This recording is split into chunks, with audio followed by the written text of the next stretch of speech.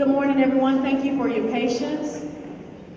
We're going to go ahead and get started with the superintendent meeting for teachers today. We hope that you are still enjoying your summer and just a few days left before we start this new school year off with our commitment to high performance. We understand that each of you play a critical role, and so today's meeting is designed to share and exchange some critical information as we're working to prepare for a wonderful and prosperous new school year. So without further delay, I'm going to introduce to you our Superintendent of Schools, Dr. Morcease J. Beasley.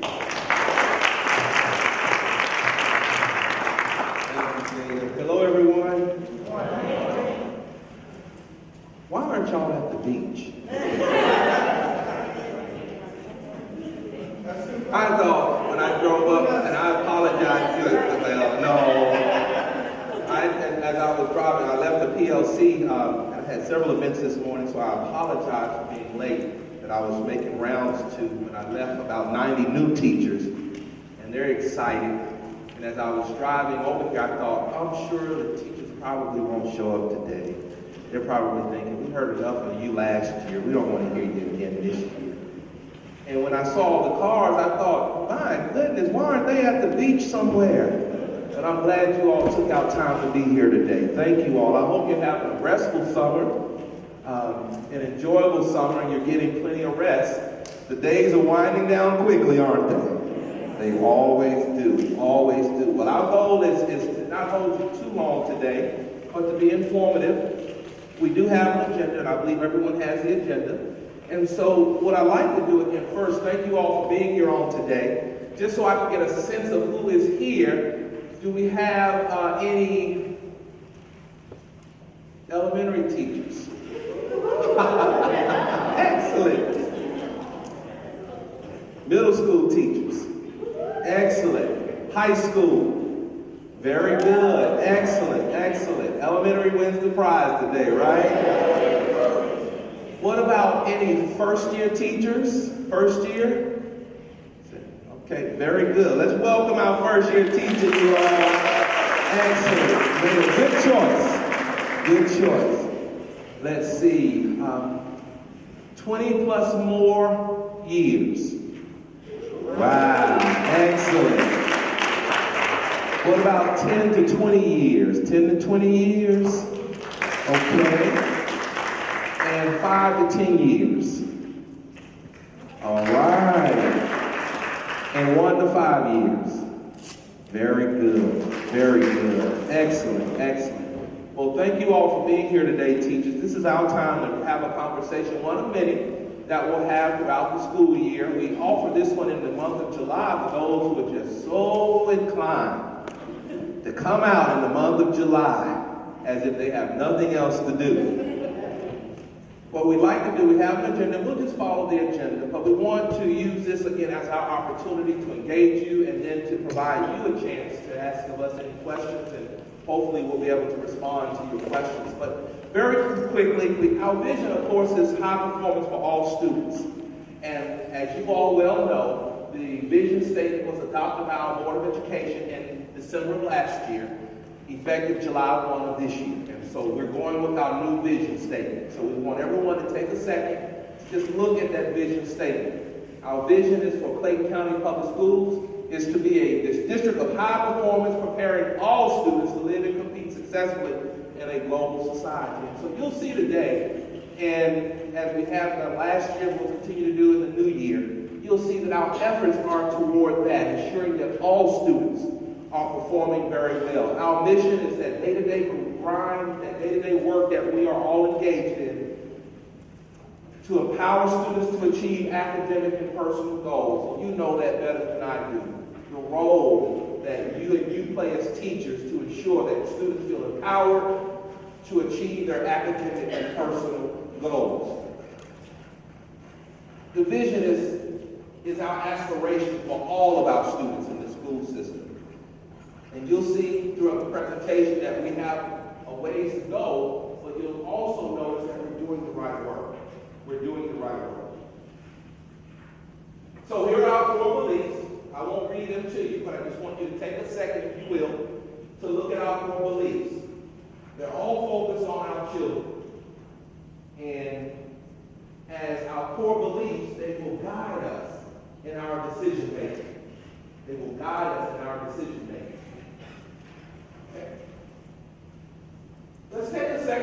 our 5 strategic goals. These are cemented in our strategic plan. And basically, these are the goals that we're all working toward. Our board approved these goals in December when they approved the mission and the vision and the missions. And these are our goals for the next 5 years, 2018 through 2023. To increase academic achievement for all students as evidenced by state, national, and those who put international assessments. We want to make sure that our students are competitive locally, statewide, nationally, and internationally.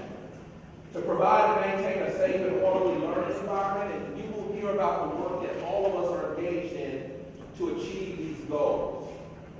3, we want to create an environment that promotes active engagement, communication, accountability, and collaboration for all stakeholders. And we realize that internally, our largest stakeholder group would be our teachers. And that's why it's so important that you have the critical role, the most important role of teaching our children every day in every classroom. Number 4, to provide high-quality support services delivered on time and within budget to promote high performance in our school system. And then, of course, number 5, to recruit, develop, and retain highly qualified and effective staff such as yourselves. Our goal is to, and you'll hear from HR, is to really, we're recruiting and we're hiring, but what we find, and today we had a good problem. We have about 90 new teachers, and we anticipate every year if we retain right, that number is going to get what? Smaller. Okay. So let's look at our definition of high performance. Last year we started out with the commitment to high performance, and we're yet committed, and that will remain our motto, committed to high performance, but this year we thought we'd define what high performance is. And so I want you to take a second to read, and I'll read it for you as well for those who may not can see what the definition is. This definition is being widely shared with all principals, administrators, our parents, and all. For CCPS, high performance means the implementation and sustaining of focused and intentional actions that create a healthy organizational culture that consistently results in measured outcomes that exceed prior, predicted, planned, expected, or average outcomes, and one that normalizes improved, gap-closing achievement outcomes for all students in groups from one measurement or period of time to the next. In sum, what we're saying is that our work is to create a healthy culture, a healthy organizational culture. In the health of that organization, that culture will be evident in our outcomes. Whether it be attendance, whether it be discipline, whether it be state assessments, your formative assessments, whether it be employee morale, employee attendance, whatever the indicator is. If we're a healthy organization and we're doing the right work, we should see our outcomes improving in all of those indicators. That's exactly what we wanted to see. And so we're observing that. We're also noticing we've got still more work to do, but all of us knew, and we know that we won't achieve it in 1 year or 2 years. It takes time. We're on a journey. We're on a journey. But as we are on this journey, as we implement the right strategies, we know that we'll see improvement and we'll be able to sustain that improvement. So, what we'd like to do is, we'd like to first give you an idea of the strategic plan, which we already mentioned the vision, mission, and the goals, and the 4 beliefs. So Dr. Bond will come, and then Dr. Tapper here? Okay, and Dr. Lee will mention the data, and then once she does the data, I'll come right back before we get into the teaching and learning presentation, okay? Thank you, Dr. Bond. Good morning, everyone. Good morning. What you have, what you should have. Okay.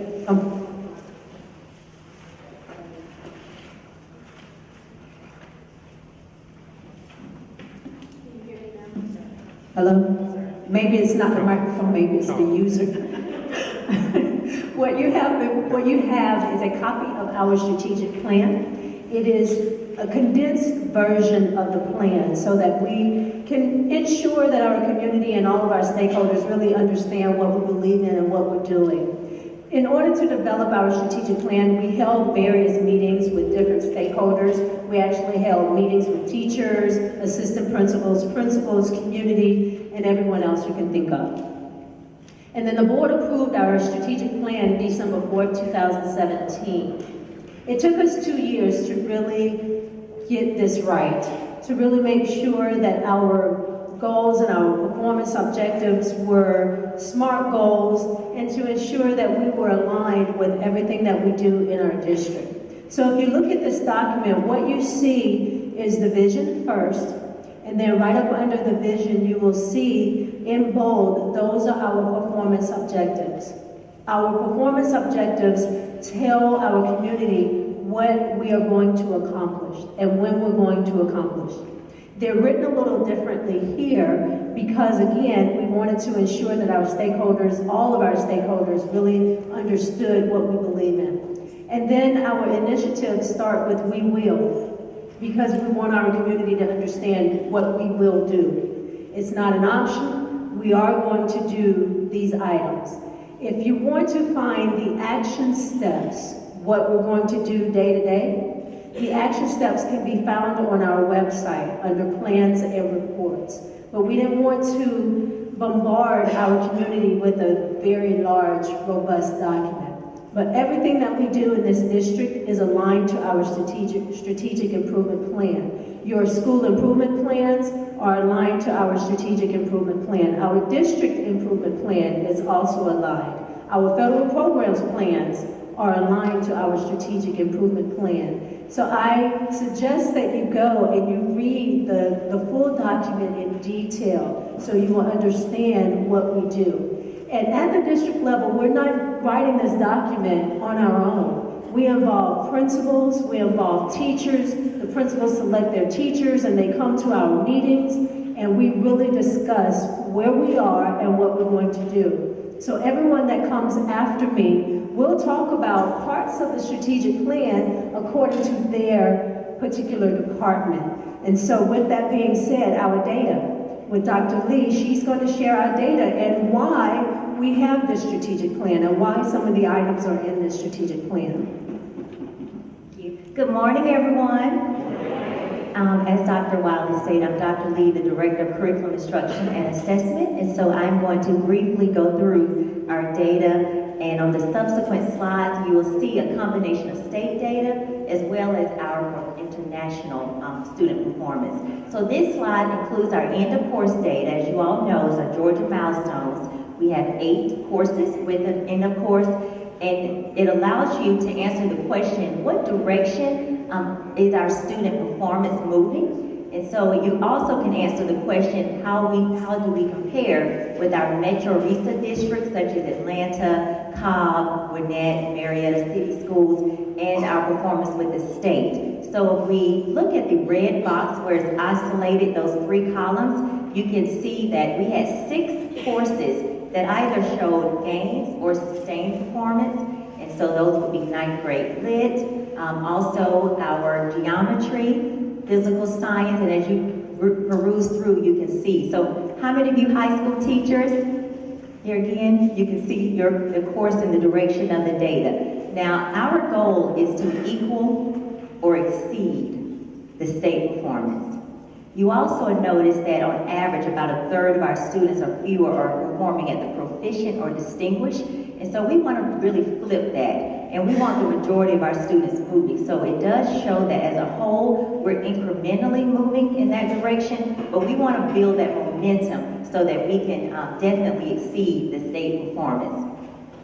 The next slide shows our end of grade data. So this would include grades 3 through 8 for our core areas, same comparison data and trajectory. So for language arts, our grade 3, 4, and 5 had gains based on the comparison of last year's performance, the previous year to this year's performance. And then you also would notice with mathematics, we had incremental gains with grade 3, grade 4, and grade 7. So again, in high school, we had about 1/3 passing. You'll notice that percentage has decreased to about a quarter or fewer students passing for proficient or distinguished. The next slide shows our social studies and science. The first table speaks to science. So with science, 8th grade showed a 1 percentile point gain.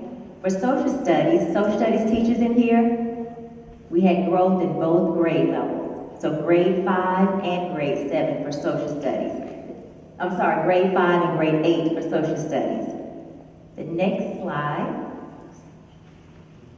Now we get into our global readiness, our students that are in advanced placement courses. So this slide allows you to see just the growth of each high school. So if you're high school or you're feeder school, you can key in because we all own the data. We all contribute to how students are performing. And so you can see the comparison with 17 and 18, we had quite a few schools to make impressive gains in from those last two columns. This system as a whole had 3 percentile points growth, but you also notice a gap between what? Our system and Georgia and global. So we definitely are working to close those gaps, and we'll talk about some of the things we're doing later. And then next we have our SAT data for 2017-18 comparison. So if you would notice the far left of each of those columns, you had the mean total score, and we notice a slight decline from 17 to 18, but we're looking also at the benchmark. So if you notice under the total score, where it says 25% met both benchmarks for 2017, but at the bottom left, where it says 983 mean total for 11th grade 2018, we had a slight increase in the percent of students who are predicted for high school success. So, of course, that's 28%. We have to continue to grow, but we are seeing gains there, but this overall was a decline. And then the graduation rate. So this speaks to the product of readiness that we're putting out once they leave high school. So for graduation, there was a lot of work this past year with monitoring and ensuring our students were getting those credits they needed to graduate. That data is forthcoming, but you can look at your feeder school as well as your high school to notice in terms of how your students, your graduation rate. So in our strategic goals, our plan by 2023 is to have 90% at minimum of our students graduating. Okay, and this year we're projected to have in the 75% projected, so we'll update you on that. Okay, and at this time we'll have Dr. Beasley. So as you can see, the data is moving. We've got some challenges, clearly. We've got to close the gap. And so today I visited a few, all the schools were engaged in our rigor relevance conversation. And so oftentimes I get the question, Dr. Beasley, what are you all doing? What program are you doing? And I just want to share this with you. The work that we've got to do, the improvements that we've got to see, it's not about a program. It's not about a program. And so I use, when people pose that question to me, I use it as an opportunity to really explain what we're actually doing here in Clayton County. We know we're doing the right work because our data is moving for the most part. We're building the momentum. And so while this year may have been 1, 2, or 3 percentage points, we know that at the rate that we're going, we build on that momentum. It may propel up to 3, 4, 5 next year. And then maybe 5, 6, 7 next year. At that rate, we know that we will eventually close the gap and exceed the metro and the state of Georgia. So we're doing the right work. And so what I wanted to do, we included this slide here to just share what we're doing. And I think it's important for you all to know that when you're out and about and people ask, well, what are you all doing in Clayton County? It's important that we stay away from the conversations about programs. We may have programs that are in place, but those are all tools. What we're doing in Clayton is we're creating a culture. Everybody say culture. A culture of high performance, where all of our actions and strategies speak to us creating a culture of high expectations for all of our students. And we know that is going to drive our outcomes in the right direction. And so notice a few things that we have listed here. You don't see any particular program, but we're focused on implementing, monitoring, and supporting evidentiary and research-based instructional and intervention strategies. We know we got to provide that core instruction to all students, and then for those who may need interventions or acceleration, we got to provide that as well. And we're doing that, and we believe that our data is going to continue to accelerate in the right direction. We're engaging our stakeholders. We know that it takes more than just those of us in this room to move this data. It takes the parents, it takes the business community, it takes everybody. And so we're engaging everyone, ensuring that everyone knows what the plan is and that they have a part in that plan. And then we're implementing, monitoring, and supporting programs for school redesign and transformation. And you'll have those conversations. Many of you are having those conversations at your school. How do we transform this school fundamentally to be the school that you would want your children to attend? And we're supporting efforts, all efforts in that regard. The next one, implement, monitor, support the district's framework for creating and implementing innovative school-based choice programs, such as magnet themes, STEM, STEAM, etc., that support basically transformational ideas, innovation. And so you'll see with our new dual language immersion, dual immersion programs, bringing online 2 this fall. We've got Chinese and I want to say French coming online next year. We've got others that we're thinking about as well. We want schools to basically redesign yourselves. Redesign and you be the school that people want to what? Attend. And we'll support you in that effort. We've got a few schools that will be IB schools this year, Cambridge schools, international baccalaureate schools in our school system. And the data is telling us when schools go through that process and they do that, they are advancing, they're improving, they're increasing their learning outcomes. We want to implement, monitor, support research-based strategies to increase student attendance. And so we've seen an increase in our attendance. We've got some ideas that we've been discussing internally to even further improve our attendance. Our discipline data is improving I hate to use the word tricky, but it's an appropriate word. The tricky thing about improving discipline data, you got to improve discipline while at the same time improving employee morale. You got to do both. And so it's unacceptable to improve data for discipline, but then all the teachers are telling me the kids are just awful and y'all not holding them accountable. You got to do both. And that requires a very complex strategy. Hold people accountable, deal with the social emotional learning, deal with the restorative justice, deal with all those things, hold parents and students accountable, hold ourselves accountable to make sure we're establishing the right rituals and routines and policies and that we're not contributing to the problem, classroom management, etc., and hold everyone else accountable. So we hold ourselves accountable while we hold them accountable, and everybody's being held accountable. We should see an increase and improvement in discipline while we also have an increase in employee morale. That's just our approach and expectation. And then, of course, relative to grad rate. So we're anticipating 75%, and I think they're probably under-anticipating. I think it'll probably go higher, but knowing them, they don't want to say it. Monitoring 9th grade, we know that most kids, if they drop out in what grade? 9th grade. And so 9th grade is getting a lot of attention. Credit recovery, we don't want kids, if for whatever reason we want credit recovery to occur while they're still in the course, work with teachers to get the work done, master standards, but in the event that they don't pass the course, we're being very timely in ensuring that those kids recover those credits so they can move closer to graduation. Dual enrollment, advanced placement, we're making sure that we create a culture. Last year we had an increase in over 700 additional students participate in dual enrollment and advanced placement. We want more students. We want to create an expectation among our students that it's the norm. It's not a few, it's the norm. And so your support in that regard. And of course, we're using our Perry Academy for those students who may need to go back and recover some additional credits that the traditional schools seem to can't get them to get to graduation on time. And so all of these things, and these are just a few things that we're doing to move that grad rate. And we're very pleased that the schools are moving moving their data. So at this time, very quickly, what I'd like to do, we're going to let teaching and learning come, school leadership, then I would like to, you're going to hear from everybody today. They'll introduce themselves, but we're going to try to go quickly so we don't hold you too long today and then give you a chance to ask any questions of us, okay?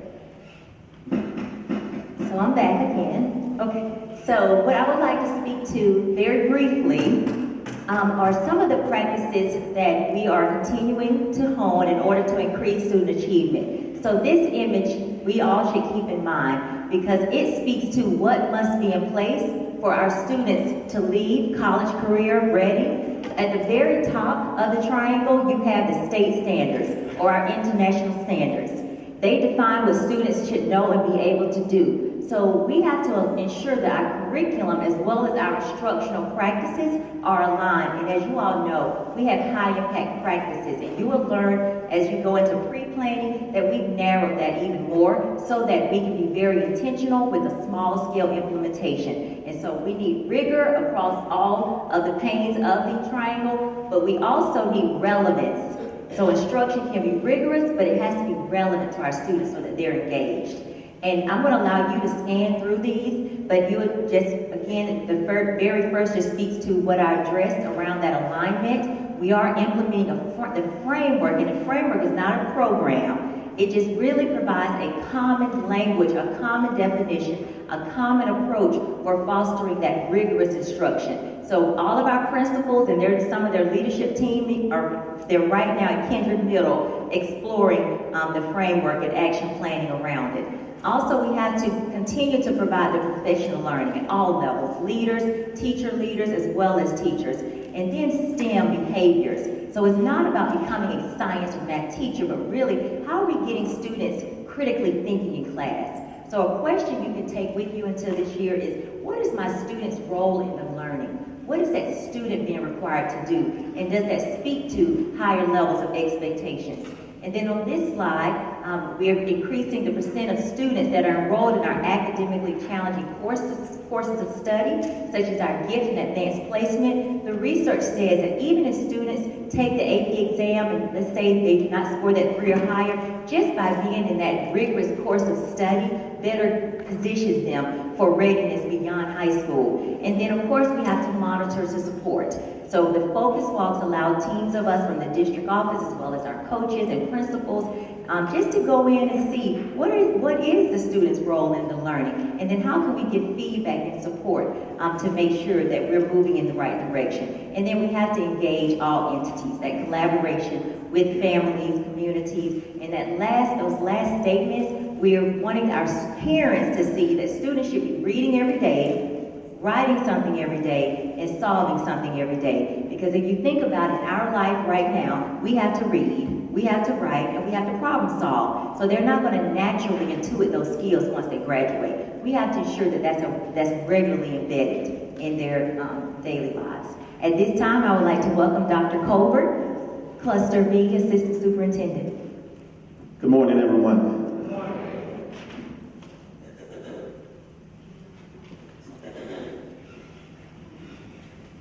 Well, thank you for being here this morning. And first, let me just say, I'm bringing words from Dr. Ralph Simpson, who's out of the district at this time, so he was unable to greet you this morning. But first, I want to just say thank you for the work you did last year, and thank you for the work that you're going to do this year. Just a few updates from school leadership and improvement. I won't read from each one, but just know that your leaders are continually working to get better. We're guided by the strategic plan, so we're working to develop actions individually at schools to be able to move towards those particular goals that is set in the strategic plan. Today, as I speak to you, our leaders, school teams are over at Kendrick Middle School in the rigor and relevance training. We also have the high performance culture and climate training that will take place Thursday and Friday.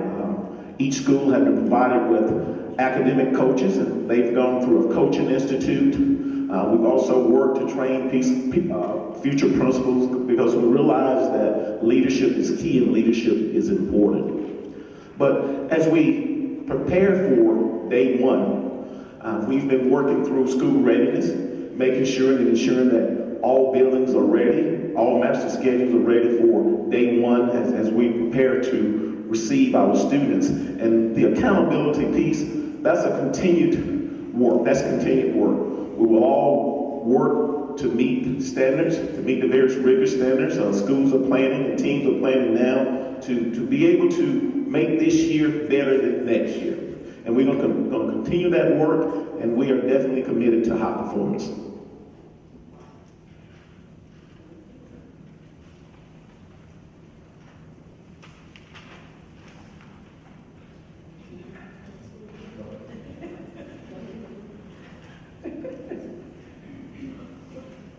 School choice. Good morning again, everyone. School choice is a fairly new department within our district. Although we've had magnet programs for, I think, about 10 years, starting with Jackson Elementary School, Fine Arts Magnet, and then at the time it was Mount Zion High School Fine Arts Magnet. But school choice now encompasses pre-kindergarten. All of our schools that have pre-kindergarten classes are listed on the website. Although pre-kindergarten is under curriculum instruction and assessment, the lottery portion and the school choice portion is under school choice. We also have student transfers. Student transfers, you know, is House Bill 251. It's the teacher transfers when you want your students to attend Clayton County and you may not reside in Clayton County. That's all under student transfers and hardship transfers. All that falls under school choice, the ideal of school choice. Then of course we have magnet programs. Some of you may not be aware of all of our magnet programs, so we're trying our best to get the word out with what we currently have and what we're going to have in the future. And I'll say Jackson Elementary, the Fine Arts Magnet portion, for those of you who do not know, we are opening a new school in August, and they are now the K.R. Pace School of the Arts, Elementary School of the Arts. That particular school will be housed at Mount Zion, will be housed at M.D. Roberts Middle School, the Fine Arts Magnet portion of the building, starting in January. They're still doing construction in that building. And then some of the new programs for this school year, we have, new would be Kilpatrick Elementary Dual Language Program for Spanish. And then we have Mount Zion Primary Dual Language Program for Spanish. And all of these programs and the description of these programs can be found in our school choice guide. Last year's school choice guide is still up on our website, but the next year's school choice guide will be posted probably in August. We will have a career academy at North Clayton High School for aviation, so please get the word out to any of your 8th grade students that's interested in flight and aviation. And then, of course, we do have a website with links to student transfers, application deadline, and things like that. So some of our future programs that Dr. Beasley mentioned a few, Arnold Elementary School will have Cambridge Assessment International Education. Cambridge International, and I tell everyone that do not know what it is, I say it's IB on steroids. Okay, that's basically what it is. They have to take assessments when they're in high school to earn the Cambridge International Diploma. They can earn a diploma upon graduating high school. Then Elite Scholars will offer that Cambridge Assessment International Education for their 6 through 12. Jonesboro Middle School, they're seeking International Baccalaureate candidacy. And then the feeder school for that one will be Jonesboro High School and Lee Street Elementary School for IB. And then, of course, we cannot forget our dual language magnet programs that Dr. Beasley mentioned earlier. Lake Ridge Elementary School will be accepting students not for this upcoming school year that starts in a couple of weeks, but for the following school year. And Rivers Edge Elementary School will be Chinese dual language magnet. And again, please visit our website. Dr. Nunez. Good morning. My name is Dr. Nunez, and I am the Deputy Superintendent for the Division of Student Support Services. The services of the division are deployed through what we call the circle of support. You are going to hear that a lot.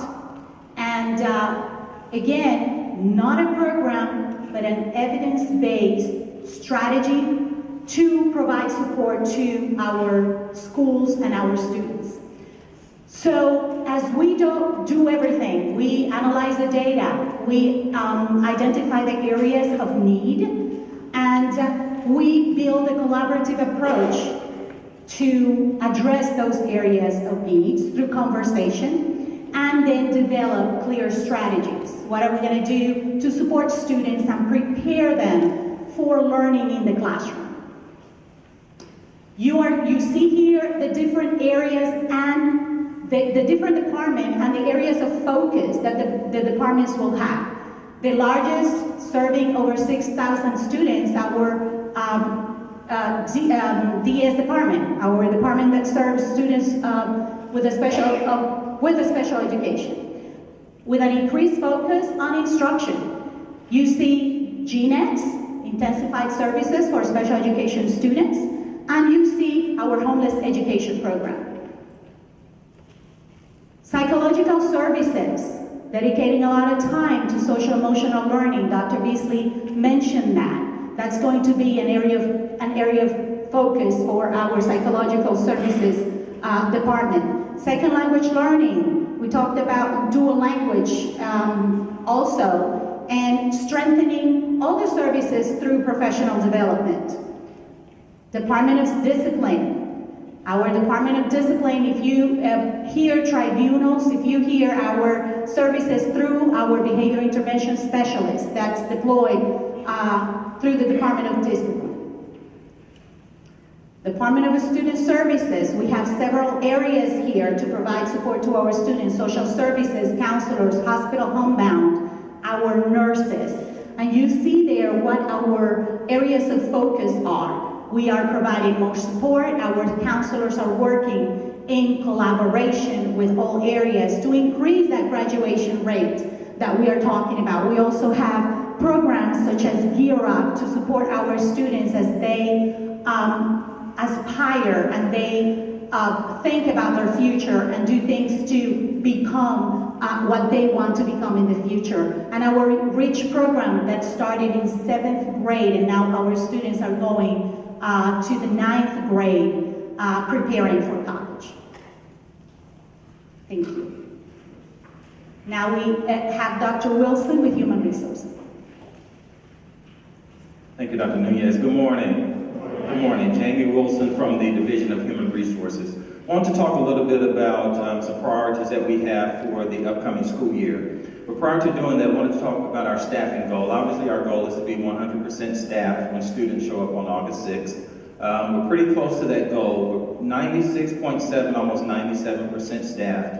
We currently have 100 vacancies that we're trying to fill as quickly as possible.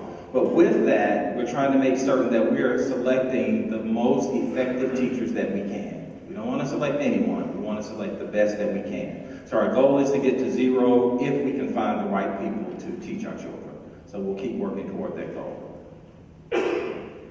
This is some of the key work that we do in human resources that most of you probably know, from recruitment to compliance to student teachers and interns, benefits, leaves of absence, FML, state reporting, performance evaluations, and employment verifications.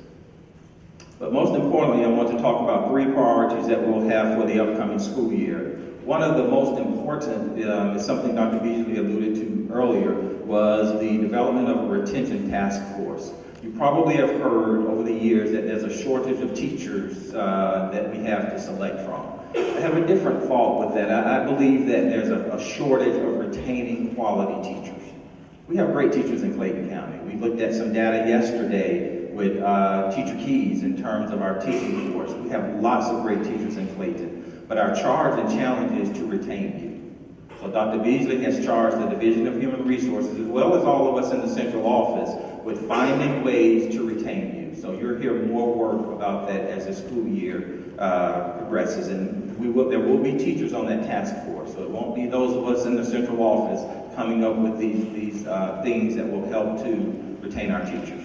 Additionally, we'll be looking at our recruitment efforts to make certain that we are targeting those colleges and universities and having job fairs, appropriate job fairs based on content areas, based on the needs that we have of the district. So to make certain we are getting a return on our investment with the dollars we've been afforded to recruit teachers. And lastly, this conversation actually began in detail yesterday. As you all know, that we're required to evaluate employees. You're evaluated under teacher keys, leaders are evaluated under leader keys. And yesterday we started the conversation about the results of that data. For years, Clayton and most school districts were in the mindset of compliance. Let's get the evaluations done, and that was really the end of it. They would be archived and no one would ever have conversations about them.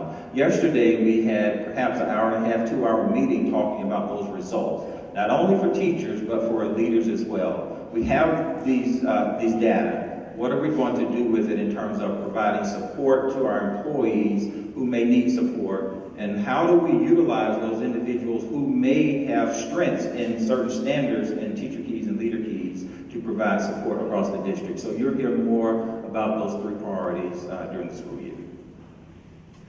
Chief Treywick. Thank you, sir. Good morning, everyone. Good morning. I'm Thomas Treywick, the Chief of Safety and Security, and I want you all to know we're definitely committed to high performance. And we believe in that theory that, there are 2 types of employees, those who teach and those who support teachers. And we just want to be more of a resource for our teachers. And we want to put more of an emphasis. That SRO, we were asked with the new teachers orientation, what does that acronym, what does SRO stand for? And you all know, school resource officer. But what we want to do is put less on the officer and more on that resource. We want to be there for you. So just to tell you the makeup of the schools and the officers in the schools, each high school has 2 SROs, 2 CSOs. Middle schools have 1 SRO, and we have 9 elementary schools that have 1 CSO. But we're looking to increase the numbers in the elementary schools based on the data, the calls of service at those elementary schools, to kind of mitigate some of the challenges that we're having with our young ladies. And CSO? Okay, let me show you the difference. And I'm sorry for just running through it like you all automatically know. So excuse me for that. A CSO is a campus security officer. They're non-sworn and they don't have arrest power or arrest authority. As a matter of fact, they're very limited in the scope of work that they can do. But when they have a challenge, they have direct radio access with a school resource officer who is a mandated certified police officer. Now let me put emphasis on that now. We're just not police, school police. We have full arrest authority, just like your municipal police officer. Okay? Now, some of the ways that we're going to be more of a resource, we want to look at keeping the schools safe. We had some challenges last year in the nation. When you look at Parkland and you look at even right here in Dalton, Georgia, they didn't talk a lot about the Dalton situation, but we had a situation in Dalton where a teacher had a bad day, to say the least. But we had to have a response. But in both of those incidents, we found out that there were challenges, and I'll talk briefly about that. I'm not going to go into everything because I want to expedite it out of respect of your time so that you can ask questions. But we're going to do our Safe School searches. We're going to also emphasize the tip line. Ladies and gentlemen, I really want you to utilize the tip line. And the tip line isn't, I'm going to tell you, source. It's for situations to where if something arises, you can get to us quickly, and we can get the resources to you so that we can mitigate the challenge, okay? And you're going to see more about the tip line and what it represents. Next slide, please. Now, training. This is really important. Again, we're committed to high performance. And how many of you all, by a show of hands, think that our kids deserve the best? That's everybody in this room. Well, in us attempting to give our kids the best, we got our school resource officers nationally certified. Now, isn't that something? Y'all give me a round of applause. I think I But what it does, it raises the standards, and it teaches them from a national perspective what a resource officer should do and how they should perform. So I think it's outstanding, and we're going to keep this thing going because not only do we want our children to have the best, but we want you to have the best as well, because you guys rely on us, especially during inclement weather situations when you want time off, right, Dr. Beasley? We're also going to continue with the game resistance education, you know, to kind of stand and give our children alternatives, because we kind of had a bad year last year. We lost some kids to gang violence and other violence. So we want to make sure that we go in and we stand as a deterrent to give our children other options, all right? Emergency preparedness, we'll talk a little bit about that, and also doing mindset training, and of course, juvenile law. There's one slide that I'm really, really proud of, and that's the 95% of our officers who are certified. But I do want to go up and talk about the emergency operation plan updates. Now that's important. And I just spoke a moment ago about Parkland, and I also spoke about Dalton, Georgia. The challenges that we learned from those situations were twofold. The first was teachers and students didn't know what to do. So we're going to have to enhance the training. Officers know what to do. And for some strange reason, we've been focusing solely on police officers. We have to get away from that because we know what we need to do, but we need to ensure that our teachers who protect our children know what to do. And the children need to know what to do as well. So working with Dr. Simpson, we're going to start a series of training sessions so that we can apprise you of what you need to do and identify roles. So individuals in the school know exactly what their roles are. Does that make sense? Yes. That's right, we're going to have a better year. We're praying and hoping that it doesn't happen, but if it does, don't you want to be prepared? Okay, that's fine. And again, just some of the future opportunities that we're going to develop is the first bullet there. We're going to develop an anti-suicide public service announcement. Ladies and gentlemen, we've lost some of our children this year to suicide. That's unacceptable to me. Because we need to be able to identify our children who are struggling, or if we can't identify them, give them an outlet, give them someone that they can go to and talk to, because I don't think there's a problem that's so bad to where we need to resort to suicide. Would you all agree? So there's probably going to be some opportunities for some of you all to participate. We also did in closing, we did a anti-gang, a bullying PSA. Did y'all see Dr. Beasley rap? Yes. Did you all know he can rap? Okay. he's going to get me. But you have to tell them how that video was put together. I had to do it one word at a time, and they pieced it. Does that tell you something? So ladies and gentlemen, he did well, did he? Give him a round of applause. Thank you.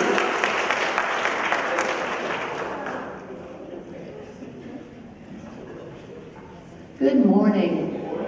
My name is Lisa Domsel. I work in the Division of Business Services, or Finance, and I bring greetings from Ms. Emma Benson, who is our new Chief Financial Officer.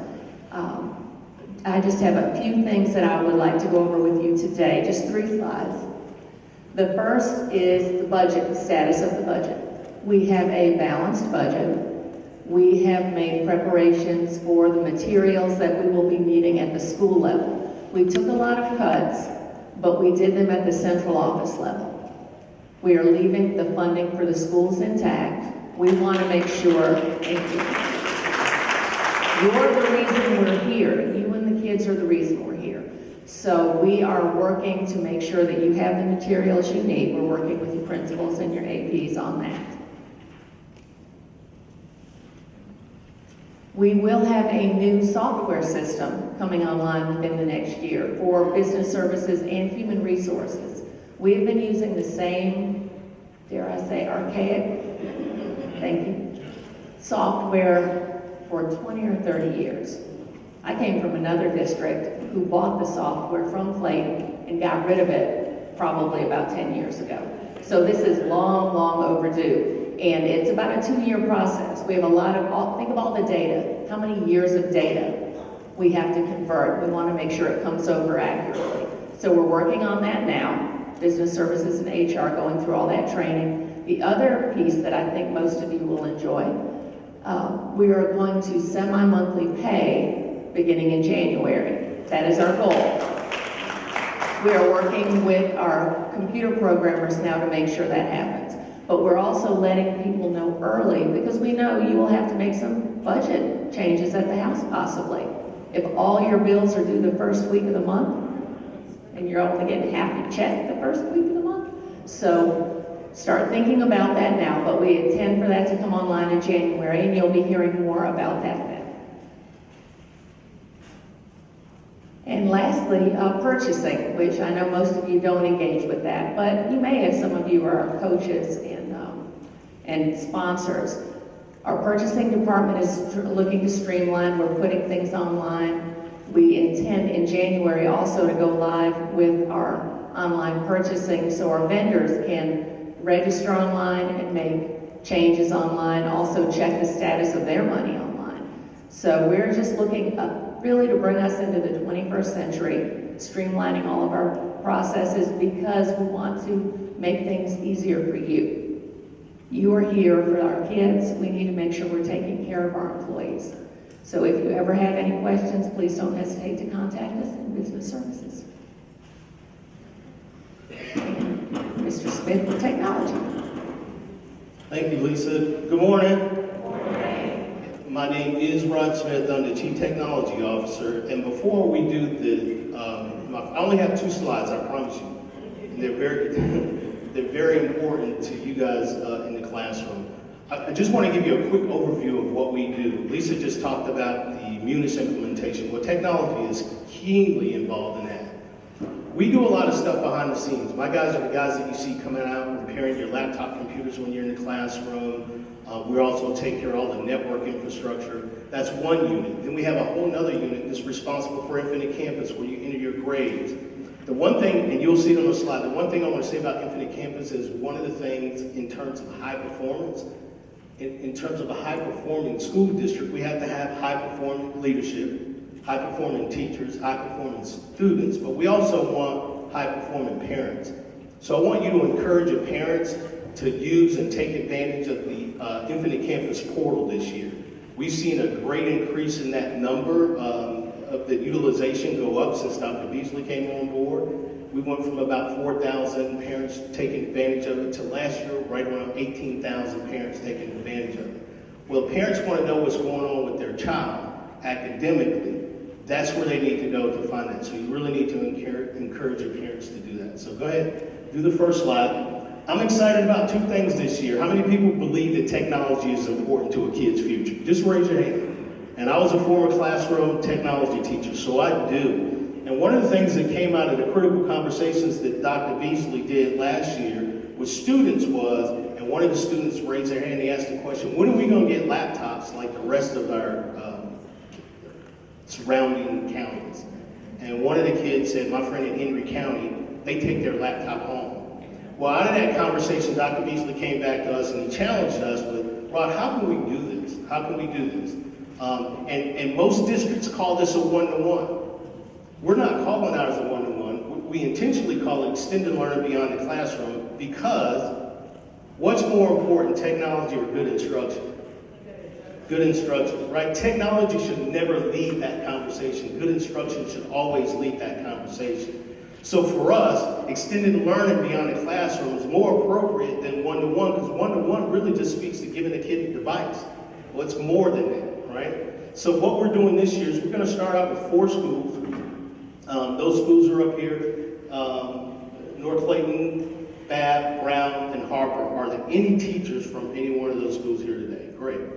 So we're going to start out the 3rd grade at the elementary levels, the 6th grade at the middle school level, and the 9th grade at the high school level. And the plan is by 2023, to have every school outfitted with a device for their student 3rd through 12th, okay? And what we'll start doing is repurposing those laptop carts that you have in your classroom back down to the pre-K level and 1st grade level, so that those students will have a one-to-one like experience, right? They won't take them home, but it will prepare them for when they get to the 3rd grade. There are probably a lot of questions you might have about that. There is an FAQ that we put together, time permitted, that if Dr. Beasley, we have questions about, I'll try to answer any of those questions. The other thing that I'm really excited about, in your classroom, these are all teachers who have been with us, so you have panda boards in your classroom now, and the projectors, right? Those things are gonna start to die. We realize that, so I wanna ask you to be patient with us in the technology department this year, because we're doing a refresh of all that, okay? You're gonna get a single solution system with the 75-inch flat panel, interactive flat panel, with 10-point touch, which means you can have 3 students to touch that device at the same time and interact, right? You'll have document cameras that work with the software. You have student response systems so you can do those quick formative assessments, right? So I'm really excited about that. In addition to that, there was a very comprehensive strategic plan that we put in place. So you already have technology liaisons at your buildings. One of the things that we did, and we made it a point to do with this, because we spent in our first SPLOS, and all this is because of SPLOS money. We spent about $40 million the first time around in SPLOS 5 for the interactive classroom technology that you have now. But none of you, I don't think, would raise your hand and say that we sent a group of people out to train you guys on how to use that.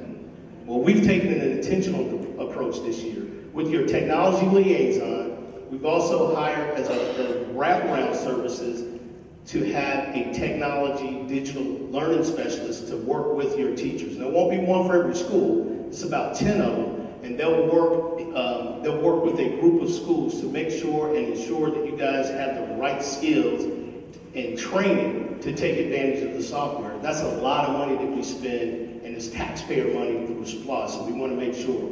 In addition to that, and I'll circle right back, and then I'm going to close, with the ELBC, the Extended Learner Beyond the Classroom, we'll have a dedicated technician at those 4 schools, and every time we bring on schools, and I think the second year we'll add an additional 16 schools to that list, there'll be a dedicated person at that building to help those students and teachers and media specialists work through all the technology issues that you might have as they come up.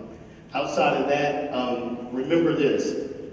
All the stuff that we do for technology, I love it. I was a technology teacher, but technology will never, ever, ever replace you. Okay? Thank you.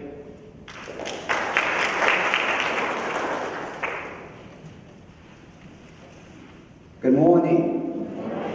My name is Harold Walker. I'm the Director of Transportation for Clayton County Public Schools. Before I get started, I'd like to ask if anybody in here of children going to be riding the school bus. Raise your hand. All right. Now you can put a face to the bus, okay? It's going to be me driving the school bus for you, along with 365 school bus drivers. That's what we got actually on the streets every single morning. We're going to be picking up approximately 28,000 plus students each morning. We're going to be our average rate of getting to school on time is going to be 98% of the time. We at school on time. Keep that in mind as we go. The students will be riding some of the state-of-the-art school buses. On the school buses that Clayton got now, it's air conditioning on all our school buses. We got wireless video cameras, both inside and some cameras on the outside. The ones on the outside, be careful, because if you run them, you're going to be calling me and asking me to help you on that sign. Be very careful running by the school bus when you see the stop on out. We got two-way radios on the school buses, GPS tracking system that we track the school buses, wheelchair accessibility for the special needs students, and we got a emission control system which promotes good, clean air on the school buses. And just one more thing before I go is that I want you all to know that we probably travel at 9,000 miles every morning, and we probably pick up right at 16. We stop at 16,000 school bus stops, and we do this within 2.5 hours to get everybody to school. So everybody be a little patient with us, and thank you very much if you need me. All right, bye-bye.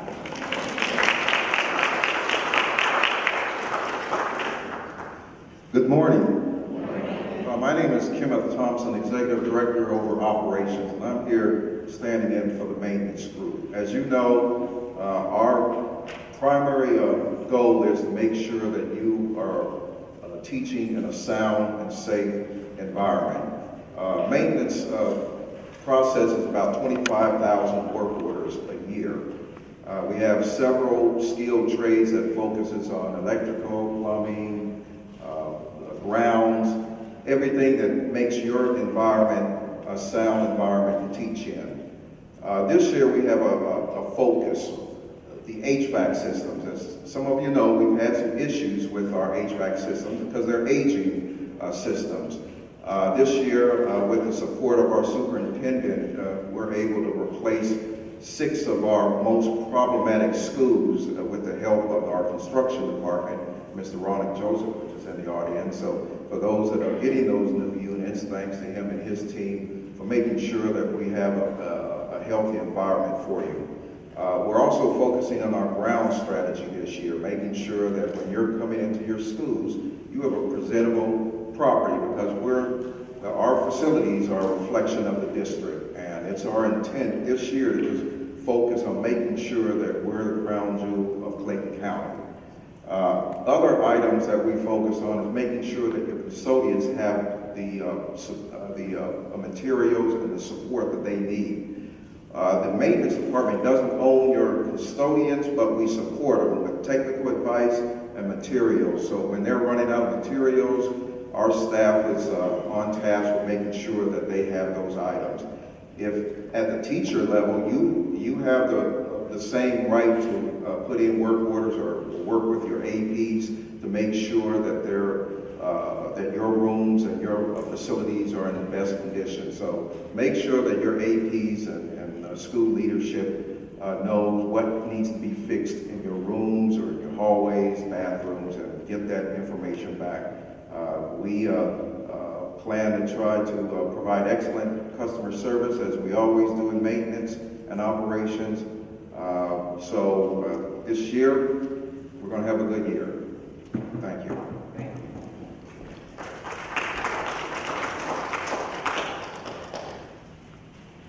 Good morning, everyone. My name is Audrey Hamilton. I'm your Nutrition Services Director. And I have about 4 slides. I want to just quickly tell you what nutrition is doing for our students and to help academic achievement. How many of you believe that a hungry child cannot learn?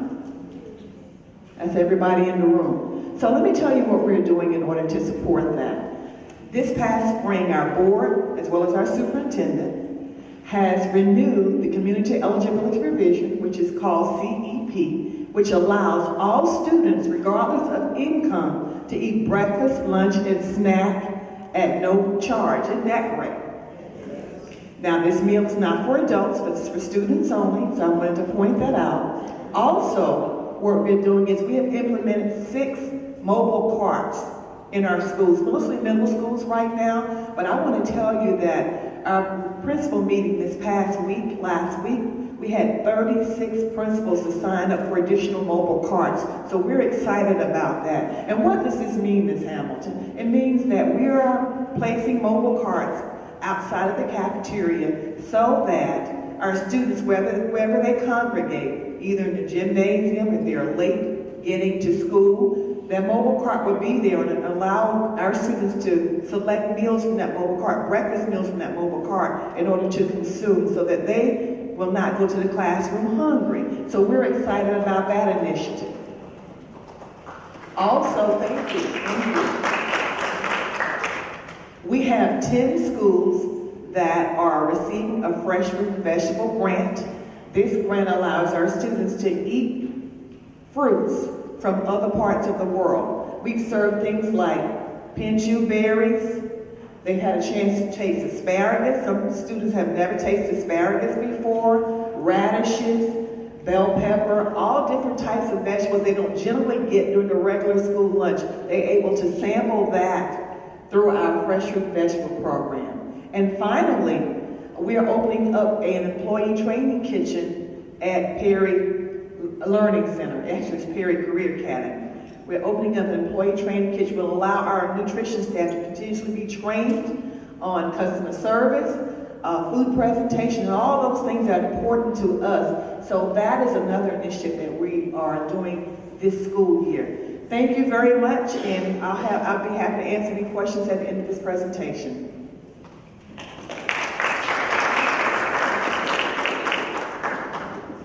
Good Good morning, my name is Kevin May, Director of Athletics, and I want to say we're committed to high performance through opportunities for our student athletes. You know, a lot of our student athletes are able to use their talents and gifts athletically to have post-secondary opportunities. So that's one thing that we are striving to try to promote our athletes, whether it's through social media, those athletes that are doing positive things. We want to exhibit positive cultures throughout our classrooms and our schools. I believe that, and I know our administration believes that athletes can create a positive culture within the building, which can help academically in the building. So we are definitely striving to see that. And we want to do that with best practices, make sure our athletes are safe, make sure that we provide the best opportunities for them, such as making sure all of our coaches are CPR certified, making sure our athletes understand what heat is, how to deal with heat, make sure our coaches understand how to deal with heat outside. And so we go through a lot of those types of trainings to make sure that we're providing the best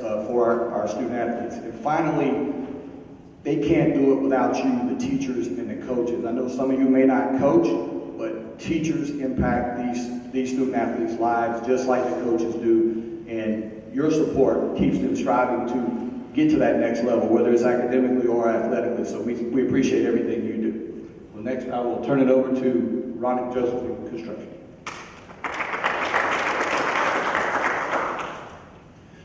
Good morning, everyone. My name is Ronnie Joseph. I'm the Director of Construction. I only have 2 slides today, and it just reports that your SPLOS scholars are at work. Some highlights of SPLOS 5. Any teachers from East Clayton Elementary School here?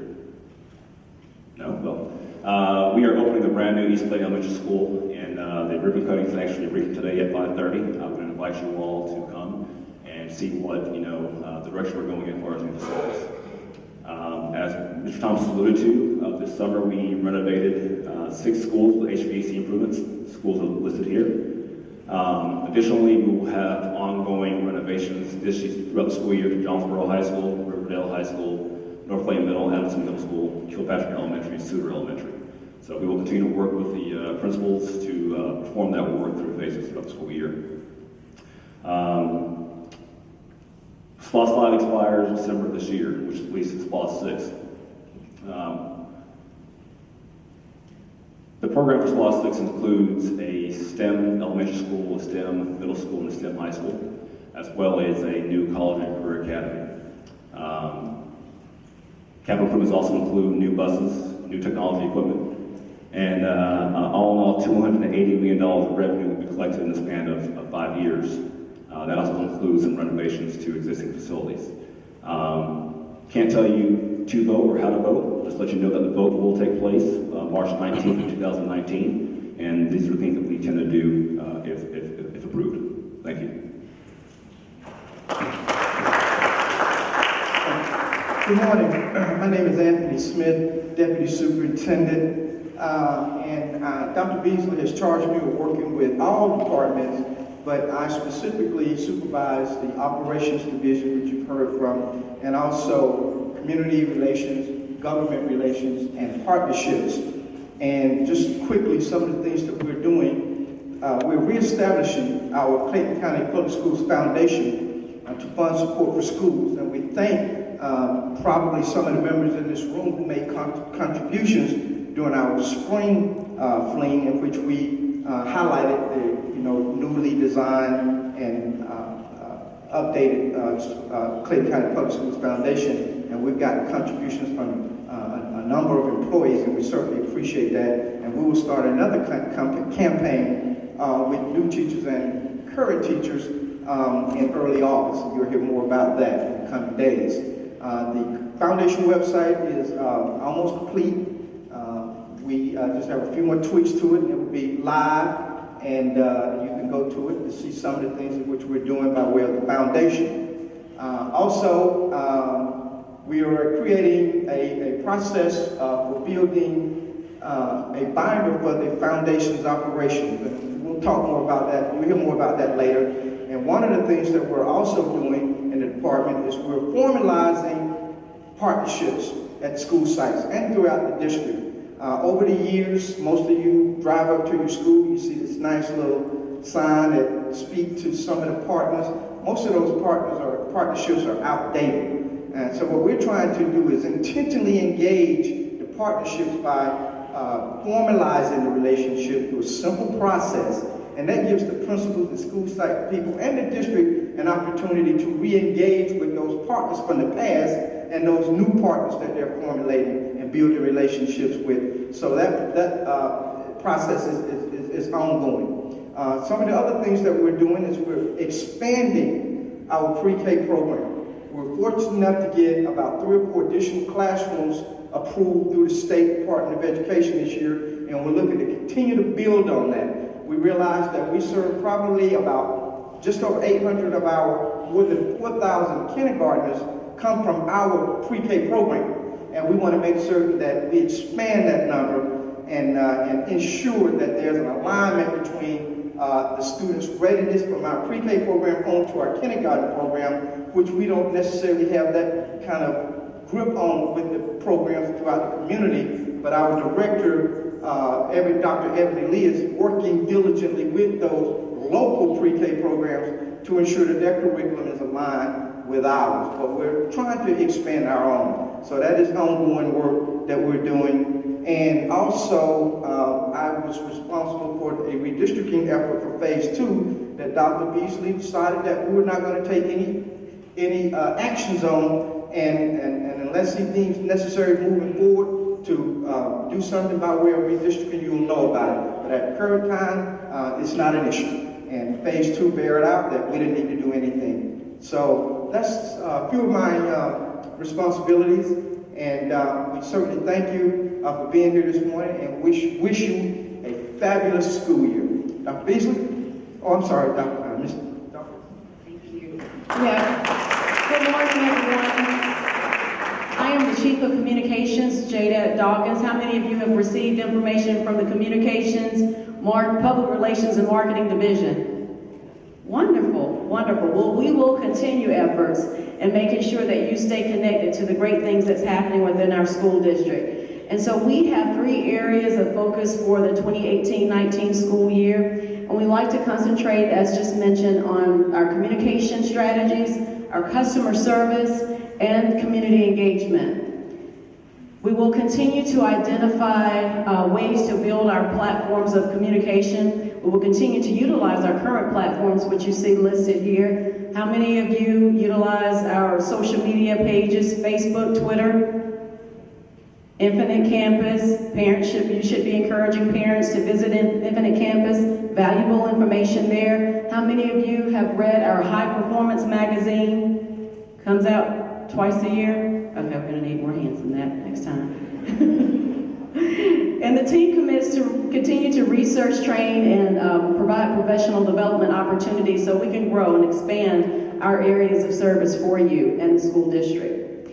In addition, I mentioned customer service. This is really, really important. We are counting on you to help us identify an overall protocol or procedure for the school district.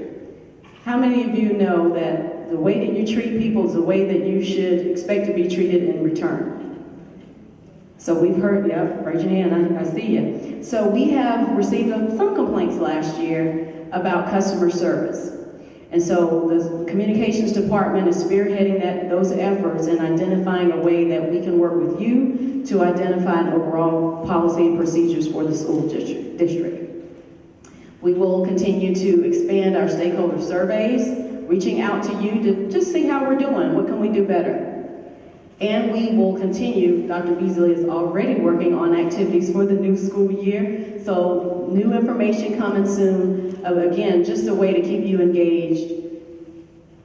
And our community engagement piece, we will continue to promote the great work that we're doing. We will continue to host opportunities as such, superintendent critical conversation meetings. We will continue to reach out to you in every level of platforms that we have to make sure that we are sharing and exchanging critical information and working together as we support overall student success within our school district. That's it.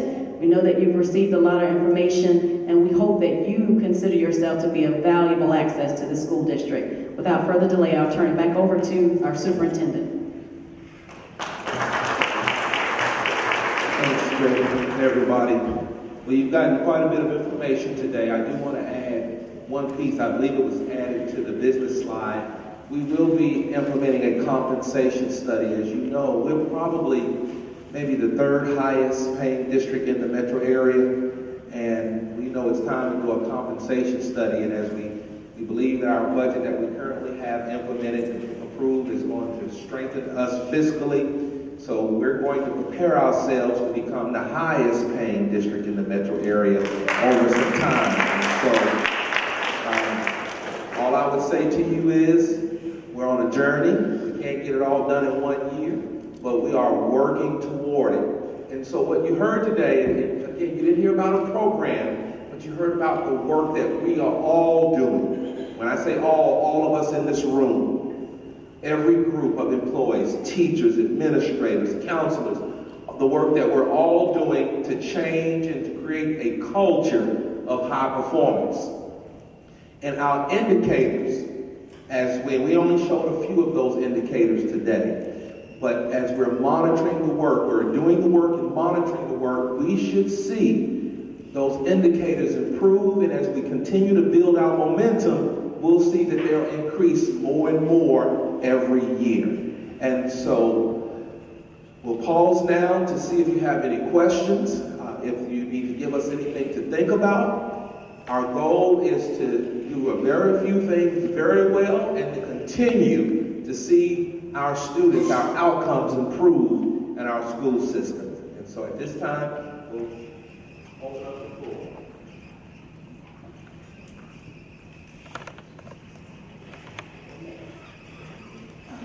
Good morning.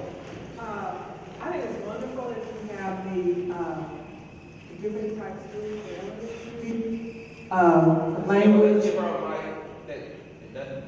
Gotta make sure you don't touch the bottom, so that's what Can you hear me now? Okay. For language, but I was just wondering, what are the, as far as transportation, because I have a goddaughter who's going to be going to the MD Roberts Magnet, and transportation is a concern. So is there any plan as far as getting students back and forth to the different magnet schools? Or? The process that we have been using is the process that we'll continue to use. Of course, we have shuttles in place for many of the programs, and so whatever the process has been, that's the process we'll continue to use.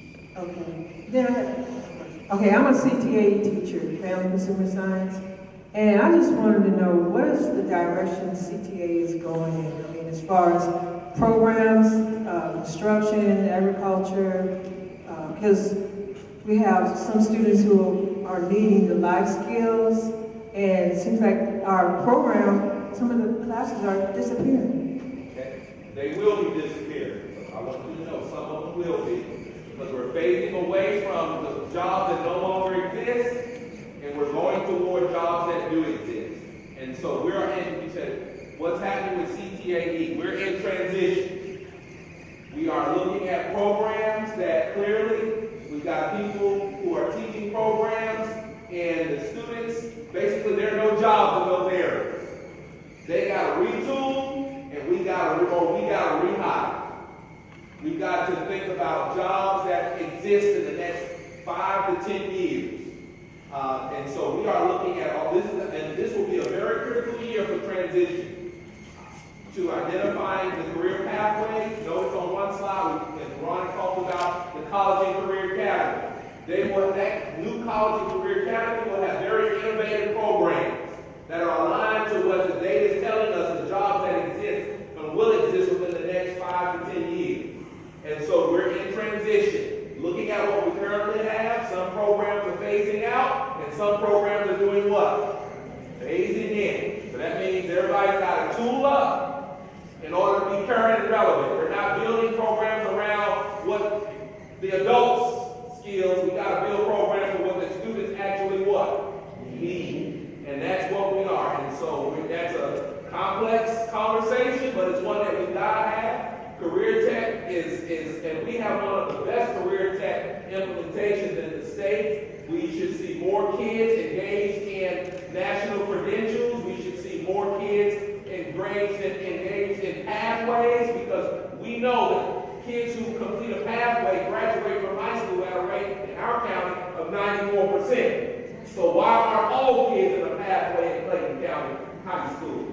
And so we're expecting to see all of our kids participating in these pathways, as we currently have and as we will have in the near future as we phase out some and implement some new ones.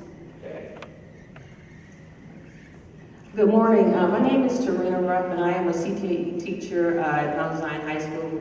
And to, I guess, piggyback on what this other teacher said, the CTE teacher said, I was wondering about CTE classroom resources and class size. Because I think one of the things that I would have a concern about is my area or pathway is highly technical and requires, constant monitoring of students, and with larger class sizes, it's kind of difficult to do that when you have expensive equipment that we want to continue to use throughout several years. So I want to know what will be, what resources that you have available, and how should teachers handle increased class sizes in CTE classes? Relative to your resources, you know Career Technology has a budget, and all of you work directly with Dr. Chillis, right? You know Dr. Chillis? And so if there are resources that you need, you should be working with who? Dr. Chillis. And let's work toward that. Relative to your class sizes, that's more nuanced, because while the board has class size limits, when principals and others are building master schedules, I know myself because I was a master schedule builder. You walk into a classroom, you look at the layout of the classroom, you figure out how many kids can actually fit into this classroom, what's the best configuration, and then you establish, as you're building your master schedule, those limits. Those are conversations principals have clearly with teachers. Dr. Chillis should be involved in that conversation as well. If I could ask you a question, were you teaching last year? Turn that volume down a little bit. What was the largest class you had last year? 25. You should be able to do whatever you need to do with 25 students. And so, I would be concerned if you told me you had 40. But 25, I got kindergarten teachers with 25 kids. You can handle 25 like that. 30, still handle. And our goal is, and just remember, class size limit is a limit. That doesn't mean every class is going to be at 40. But it doesn't mean that every class is going to be at 20 either. And that's the type of flexibility we've got to have. But you've got to work with your department chair and your principal to ensure that you all land in the best place. There is a limit, clearly, but it depends on the interest of the students, right? It depends on the number of teachers. It depends on the largeness, the size of the space. All of those variables play into where that number lands, right? And that would be, so I can't tell you what that is for your school. Too many factors, too many variables. But I would expect principals, that's why I often tell people, think critically about the work. Work collaboratively, and you all figure out what that needs to be for your situation. I know you can't go over the limit, but what does that need to be for your situation? That also plays into the question that your colleague asked relative to the career pathways. Some pathways are overloaded with kids because the other pathways are not reflective of what kids want to do. And so we've got to do something about that as well. Complex conversations require us, and some complex thinking, critical thinking requires us to land somewhere so we can address those issues. And I can assure you that our conversations are taking all of those variables into consideration. April Jackson, Sequoia Middle. I have two questions for you. The first being, as it relates to security, de-escalation training. Is that something that is being considered? And secondly, I heard the business office say that they have worked the budget so that the money is not cut from the schools. Does that mean that our class sizes will not increase as was previously told to us? Okay, I'll start with the second question. Class size, the board approved for increase in class size. But remember when we did the budget, the class size is the maximum. We have many classes that were not even close to the maximum.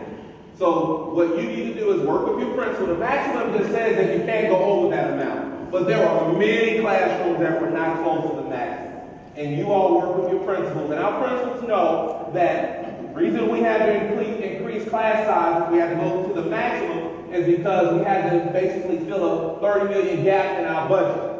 And we didn't want to get rid of any of the teachers we currently had. So basically, we increased class sizes, so it required 250 less teachers that we had to hire.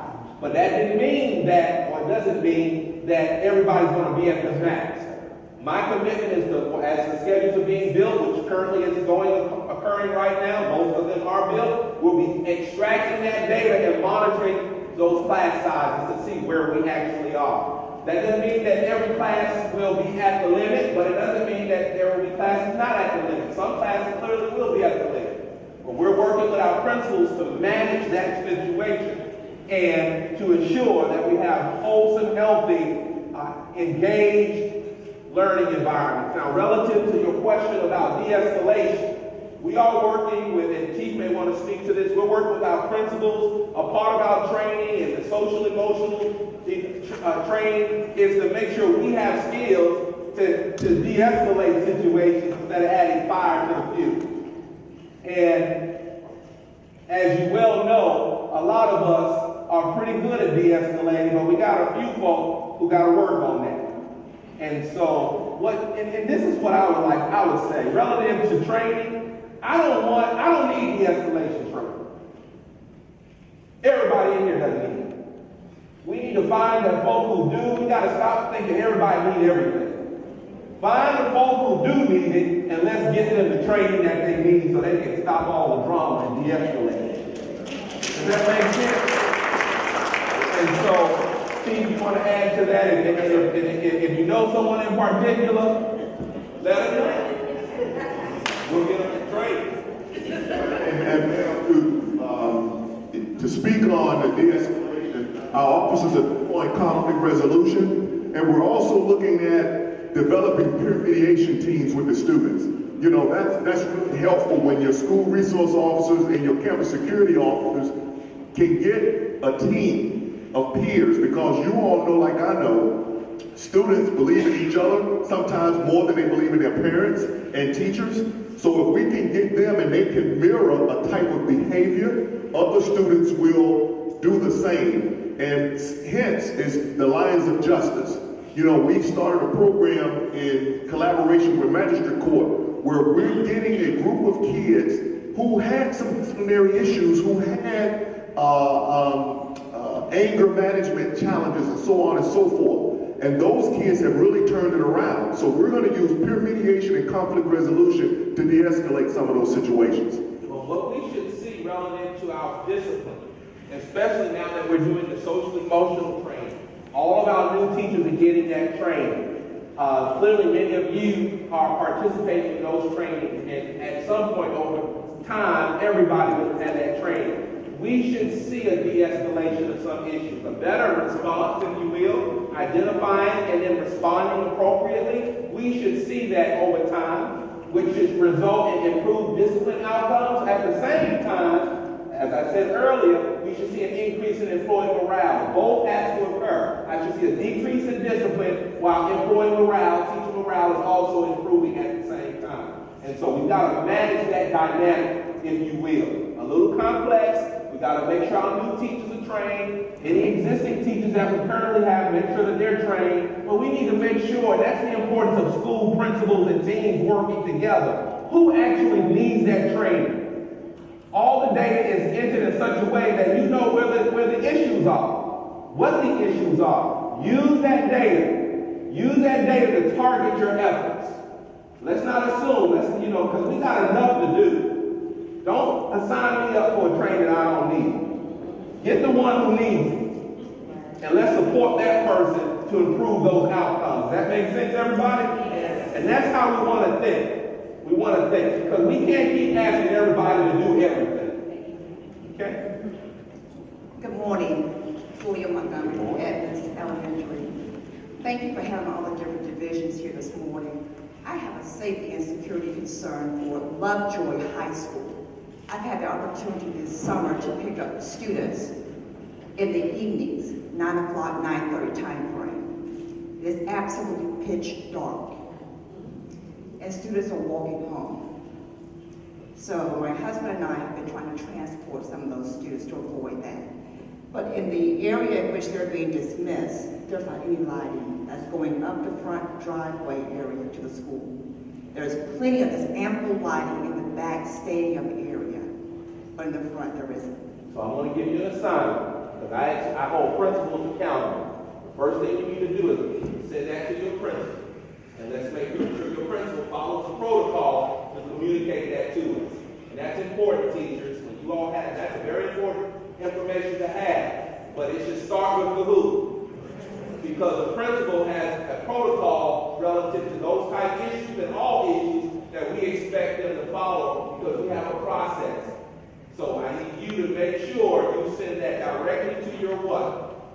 Principal, and allow the principal or whoever he or she has assigned to manage the facility operations to communicate the needs. And then Mr. Kenneth Thompson and his group will follow through with that, okay? But I do want you to make sure your principal has the opportunity to send that up the right protocol, okay? Okay, you're a parent? You're a teacher too? Yes. Very good. Excellent. Very good. That's why I would like parent or teacher. That's your principal. Very good. Dr. Beasley, good morning, and thank you for offering this forum for us again. I'm going back to the question about de-escalation. I'm an elementary school teacher. Is this related to trauma or the same thing as the trauma training? I was told that teachers would be going through this year. It's all related. And Dr. Nunez, you want to speak to any of the trainings that we'll be doing with student support services, but it is related. The trauma, the social emotional learning, the restorative justice, all of it's related and to help us achieve those better identification and responses relative to student discipline. Okay? Did I answer that? Okay. Good morning, everyone. Thank you for this opportunity. I'm Tara Henderson from the North Clayton Middle School. 2 questions. As we prepare for the semi-monthly in January, are there any dates that we can kind of look at so that as we're preparing, I know in other counties they have the 5th and the 20th, something of that nature. So just some idea of where the dates would lie so that as we prepare for that.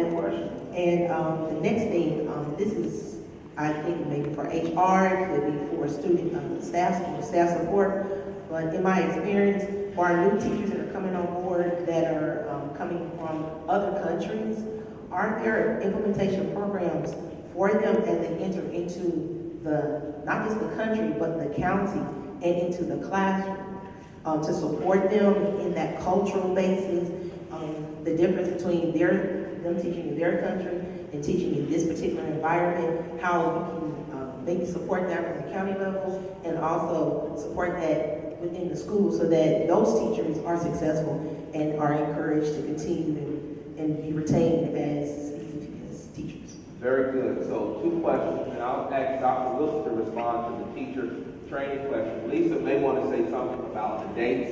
I don't think we've landed on the dates as of yet. I'm in a situation where it's always the 15th and then the last day of the month, but we hadn't landed, I don't think. Lisa, you want to respond to that? Thank you so much for the question.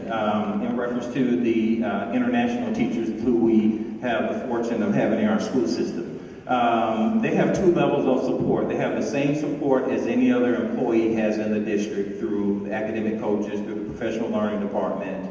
Additionally, they have another layer of support from the agency in which we contract with. So principals do have contact information for those respective agencies that we partner with in terms of getting support for those teachers. But thank you so much for that question. Again, if there are concerns for the teacher, the international teachers, international teachers, if you would just make certain again that your principal is aware, he or she should be aware, but if not, mention to them offering support that you can, so they do have that level of support from the district as well as from the agency itself. And can I just add, I think again, it's also important to target the support, because everyone doesn't have the same needs, do they? Some of them come in and are very much acclimated to the needs of their students. And we have others who may need support. I've got some Americans who need some support. So, again, working with your principals and your team at the schools to target and support them in the areas that they need the most support. And regarding the dates for the checks, we will be getting that information out to you. We're working on that literally right now today, looking at the plan for what days are best. Some do it the 1st and the 15th, or you said like the 5th and the 20th. We're going to look at that, but we want to get that out to you as soon as possible so you can start budgeting and planning. So when we're ready to roll it out, you'll see it all over the place.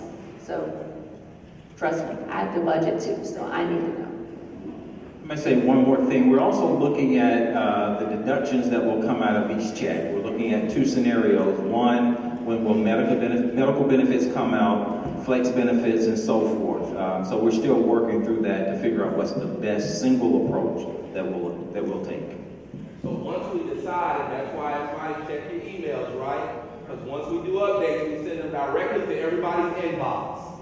And that will be information, again, as Lisa and Dr. Wilson shared, will be critical to you planning and preparing for that transition. Okay? And I've done that before. I went from being paid once a month, and I went to another school system, and they paid twice a month. And I really had to figure out, I had to contact my bill pay. You know how that works. Who get paid on this check, who get paid on that, because I got to eat all month, right? And so that's planning. Everybody needs to be thinking about that. So we appreciate the HR and the Business Services Department for getting that to us in a timely manner so we can make plans accordingly. Good morning, Dr. Lee. My name is Patrice Perry from Morrow High School. Got a couple of concerns about in-school suspension. Do we have some new strategies in place to make sure that these students are learning in-school suspension? My other concern is repeat offenders. Do we have some type of intervention or support for these students who seem to be in-school suspension more than 2 or 3 times? So I'm going to respond to you, and I want Dr. Nunez to share some things that we'll be doing with the in-school suspension. But repeat offenders, I want to go back to the school's implementation of ISS. And that's why we're having conversations with our principals and assistant superintendent. As a principal, if I have a repeat offender, I need to first know that, and I need to be doing something about it. And so I'm going to always go back to the leadership and the plan that they have in school. So that needs to be addressed at the principal's level, working with the assistant superintendent, looking at their data, working with parents, etc., and taking full advantage of the litany of resources and opportunities to help students do better. Now, relative to the overall structure of in-school suspension, we do recognize that there's a need to improve, but I'll tell you this, some schools are doing it quite well. Some schools are. It's unfortunate, but as in most things, often it depends upon the quality of the school administration's team relative to the issue and the effort that they're putting into it to organize it, to convey expectations, and to monitor and to support it. And so clearly we've got work to do in that area. But Dr. Nunez, can you share some recent conversations we had about student in-school suspension and things that we're working to address that I think will help those issues? The first thing we need to do is build capacity. And we have the personnel in the schools to build that capacity. So are we using the support services, as I mentioned before, the circle of support, are we using our support staff to build capacity to address those issues? That's the conversation that we've been having with principals. For example, you have your behavior intervention specialists. You have your psychologists in the schools. You have your social workers, and you even have your nurses. And you say, how does that impact in school suspension? Well, when we address the whole child, when we bring to the conversation all the individuals that can support the environment for that child, in-school suspension will improve. We are paying attention to the in-school suspension structure because the behavior intervention specialists who are the ones who visit and say, okay, these are the strategies that you may use to address the needs of a student, the behavior needs of a particular student. We are looking closely into that to improve those environments. As Dr. Beasley said, certain schools are doing much more. Leaders are focusing on actually improving those environments. but the support service staff, the student support services personnel, is going to play a more active role in the conversation and in the action to improve services for our students. And you'll see as I respond, it's not that, sometimes people think that the solutions are at the central office. I mean, no, the solutions are not here. We're resources. The solutions are in the individuals implementing the appropriate processes, procedures, and routines and rituals at the school to minimize those issues. We know who Johnny is. The question is, what are we doing about Johnny? Did we get his parents engaged? Did we take advantage of all the resources? And again, some schools are clearly doing that better than others, but our support and effort is to ensure that all schools are doing that at the level that it should occur, so everyone believes and can observe that it's being effective. Good morning. Tanya Jean Funny, North Clayton High School. Dr. Beasley, I want to first thank you for the summer program, the STEM program. It was very enlightening to our students. Both of my children were able to participate. I think you even highlighted my son. He was the one that was like in the video. So thank you for that. The question I have is that we know that our students not only need education inside the class, we also need to take them outside of the classroom. We were told by our bookkeeper that the teachers would have to take a personal leave day to cover the sub, to take our students off campus. I'm not for sure if that's across the board, but it's happened at our school. So I just wanted to know, how does the district handle, especially with high school, sometimes we don't take every student, and to get subs, we have some teachers that may cover other teachers' classes, so we can do that. But if the coordinating teacher needs a sub, should we have to take that out of our personal leave, or how is that handled? So, it sounds like that's a campus issue, because everyone knows that that is not policy. And so, I will always say, whenever you have a campus issue, you start with your principal, and then that's why we have assistant superintendents. So I'm going to ask the assistant superintendents, if your area assistant is not here, if someone will take the concern and they'll deal directly with the school. But everyone knows I've been in education 25 years and I've never had to take a personal day when I take kids on the field.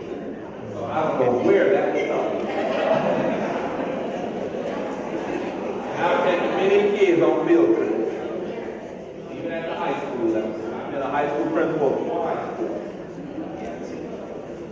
Am I right?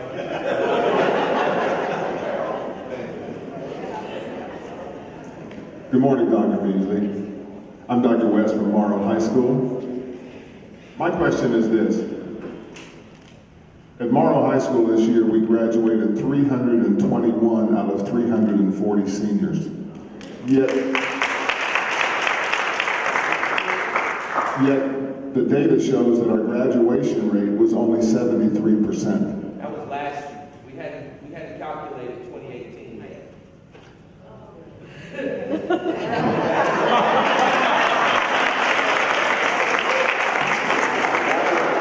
you go back to that slide, it says forthcoming. We have what we believe the rates will be. We're waiting to get our data from the state to see if we are in agreement. Yes, sir. You did good. Hi, I'm a high school teacher here in Clayton County, and I have 3 questions. Hopefully you can answer them all. One question is that you said that you're going to try and get more students to take AP classes. A lot of times I hear from the students that they say, well, they don't have enough teachers to take those AP classes, or I can't take it because it's only for certain students. And my question is, how are you going to combat that issue with only certain students or only certain teachers can do the AP if your initiative is trying to push more AP classes for all students? Another question I have is that if you're new to the district or if you're coming from another school system and you would like to have the opportunity to attend a magnet program or a charter school or any kind of program, why is there a cutoff date for Clayton County Public Schools for that child's inter-school choice? I actually had that situation with my children, and I'm currently wanting my child to attend, but we're in a situation where something has just come up, a hardship, and I was told, well, you know, the cutoff date is June 6th, but the situation has happened, and I'm in hardship. So my question is, why is there a cutoff date? I do understand it's due to overcrowding of schools. I do understand that, but I just feel there should be an opportunity for all students to have a chance to enter those schools at any point in time if there is a necessity for that. And my last question is, are you going to ever look into more technology or computer science type of schools? I know Lovejoy is that, but I know a lot of the students would like to do more computers and technology-based type of career aspects, especially those who are trying to attend Georgia Tech or some kind of engineering school. Will there be more of that? Okay, so I'll start with the last question. Relative to the computer science and the STEM, you are right, Lovejoy has a computer science, and we're working, again, as a district over time to STEMize, if you will, our entire district. And so currently we're looking at some opportunities to go from elementary, middle to high school so we can build the capacity for students to take the computer science courses, etc. One thing we've got to do is we've got to acknowledge that this is one of our challenges. We've got to build student interest. But we know that it has a lot to do with how we instruct them from a very young age. And so that's part of the strategy, long-term part of the strategy. Now, relative to the school choice program, right now we don't have an open period because we have to plan for staffing. And once we develop a budget and we develop staffing, if you plan for 100 teachers, you can't add students that require 200 teachers. And so that's why we have to have cutoff days. And we recognize that we all have our various situations, family situations, et cetera, et cetera, et cetera. We acknowledge that, but in order to plan effectively, we've got to, at some point, we've got to have some definite numbers as to the number of students that will be assigned to a particular campus so we can plan for their instruction and budgets, etc. And so we can basically be effective and efficient with the resources that we do have. And to your first question for advanced placement, let me be very clear. Advanced placement is open enrollment. I don't care what anyone thinks. Students have the opportunity to try it out. And I don't want to ever hear that we have gatekeepers, whether they are adults or staff members, telling children that they can't do it. That is not our role as adults. You let them try, and then if they have to roll back from an AP back to just a regular honors class, that's okay to do. That's life. But I don't want to ever hear that we stop and we discourage children from pursuing those opportunities. Should never be the case. Now, do we have some challenges where, as we look at Madison schedules, we may have 2 kids sign up for a particular AP class, and that's clearly not enough for us to fund that class. So what do? We may have to collapse that class, but we've got other options too available to us. We've got Georgia Virtual that has the AP classes. So they may not have a face-to-face teacher because it's only 2 students, but if they want the advanced placement experience, we can plug them into the online advanced placement. And so it's, again, managing those resources that clearly is important for us to do. So, but I don't want to hear that a student doesn't have an opportunity or access to do it. That's a conversation that somebody should have fixed 100 years ago. We're not having that conversation in Clayton County Public Schools. Access is not restricted. Now, once you get in there, you need to do what the teacher expects. You may need to go to tutorials and get additional support. You do your part, we do our part as the instructors and principals and parents.